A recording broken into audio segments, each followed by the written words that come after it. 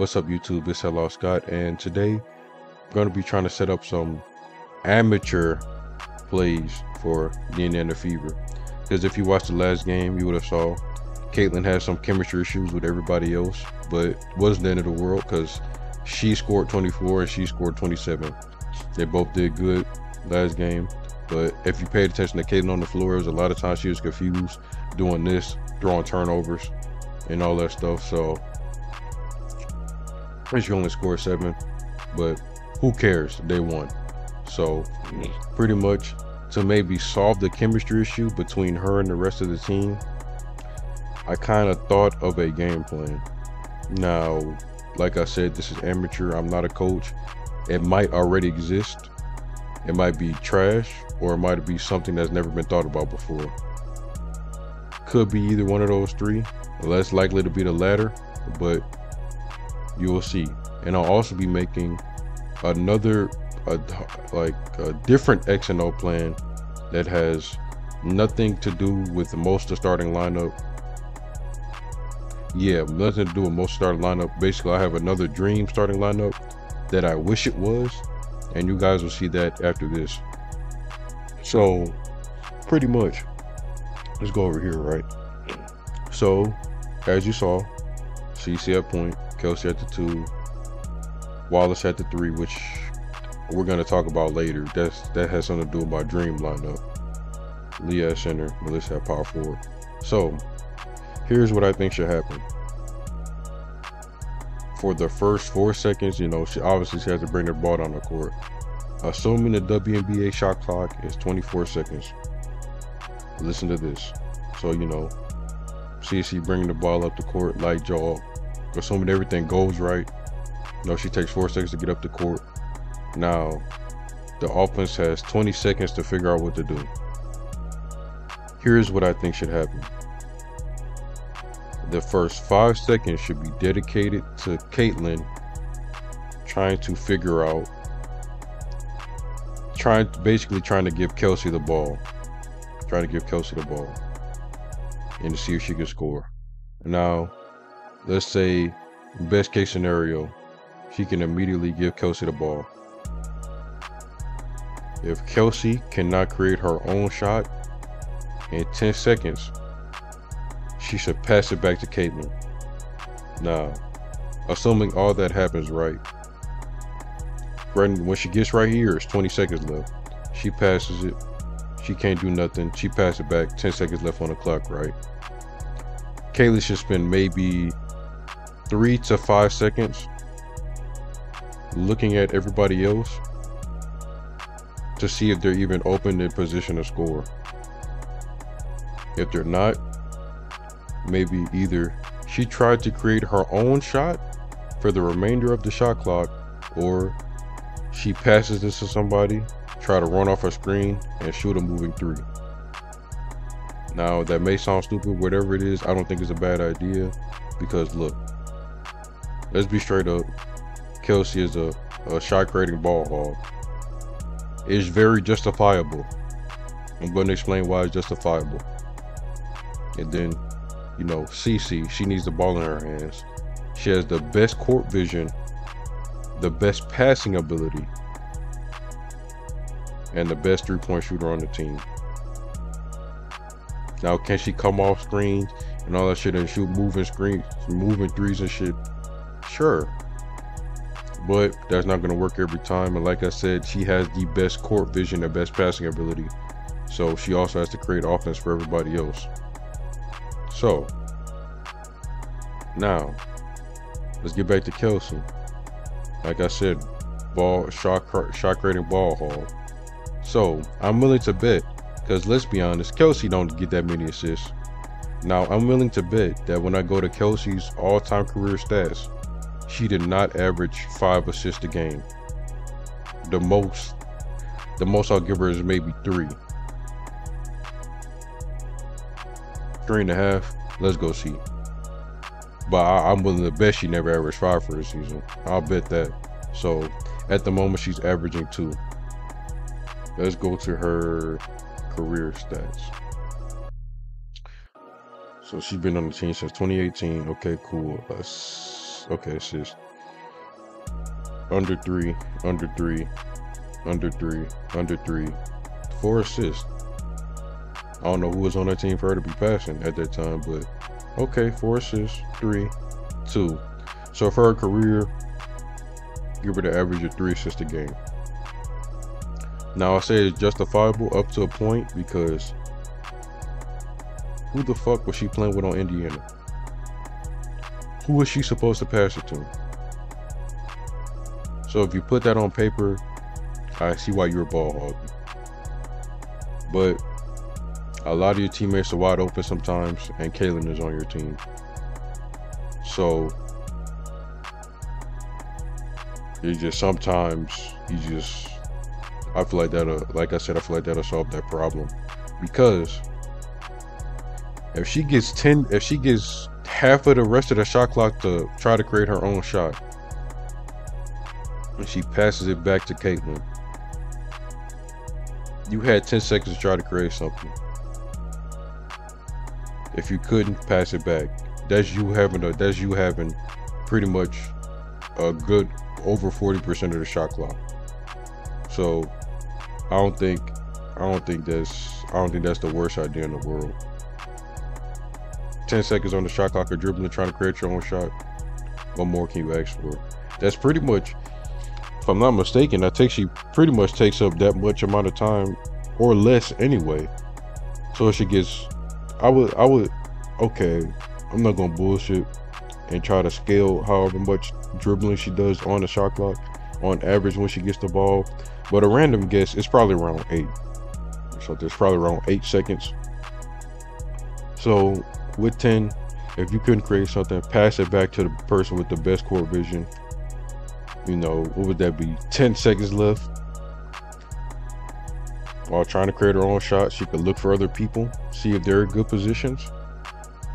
If they're not, either try to score, pass it, try to come off a screen, hand off, run off, whatever, moving 3. So that literally gets everybody involved. It literally gets everyone involved. And now, for my dream lineup, let's see. So straight up, dream lineup, you're the 6th man, you're 7th, you're starting, and you're 16th, 18th, 20th man on the bench. She's like, in my opinion, she's like the 2nd worst on the team. Maybe she is the worst. But let's get to that dream lineup. Let me show you guys what I think should be the lineup for the Indiana Fever. So, okay, where is she? Caitlin at point. Timmy at center. Remember I said this is a dream because I know Timmy's injured. Lexi at the shooting guard. Katie at the small forward, and Alyssa at the power forward. Now a lot of you might, again, think I'm stupid, but listen to my logic. I don't have to explain myself for Caitlin. Timmy, at least she can get a rebound. All Aaliyah Boston does is hit the ball out of bounds, then point at somebody else like everybody in the stadium couldn't see that you hit it out of bounds. Aaliyah Boston is a defensive liability. She's a fouling traveler. What archetype is that? I've heard people say she needs to get in shape. That's probably the problem. It's probably the problem. So I guess, I don't know weight distribution, but I'm assuming that 200 pounds for a woman, even though she is 6'5", may or may not be that good. I don't know. Might have something to do with it. Maybe she's supposed to be 180. Look, I don't know. But she's too much of a defensive liability, and she's inconsistent on offense because she travels a lot. Whatever. Let me see. Lexi Hall. She has the most defensive effort on her team. If you don't see it, you should not have an opinion on Lexi. She has the most defensive effort on the team, and she's either the best or the 2nd best corner shooter on the team. No reason why she shouldn't start in my dream lineup. Remember, my dream. Kelsey, like I said, she's a good player, but she's a ball hog. I feel like she should only come in when Caitlin is not in the game. And the only time that they should be in the game together is fourth quarter, when they're trying to come back and they need to score as much as possible. So that's the only time I think they should be in at the same time. Great player, but she's a ball hog. That doesn't help wide open teammates if you're a ball hog. Now Katie Lou, either the first or the second best corner shooter on the team, and she has a defensive effort. Defensive effort greater than Lexi? No. I say she has as much defensive effort as Caitlin, and to me it seems like Caitlin tries to play defense. She's getting the most steals on the team, Caitlin herself. So I say she has I'll say she has a high defensive effort, and she makes a lot of her shots. So either the first or second best corner shooter in the game. Well, spot up. I'm not gonna say necessarily corner. I guess spot up, whatever.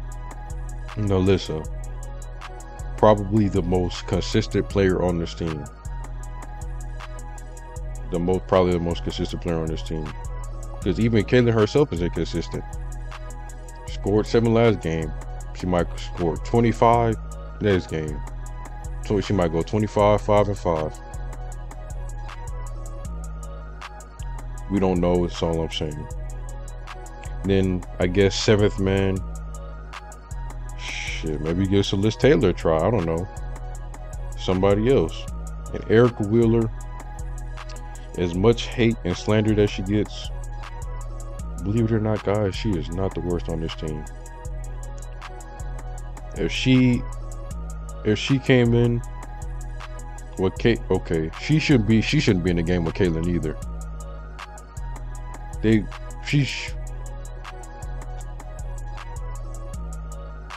Pretty much,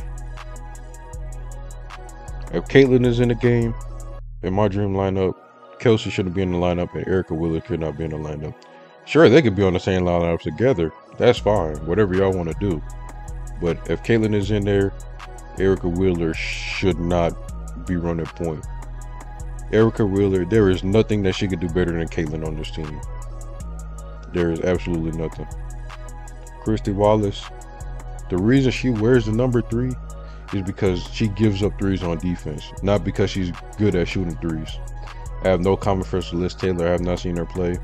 No comment for Victoria. Haven't seen her play. No comment for Demarius. Have not seen her play. Grace Berger.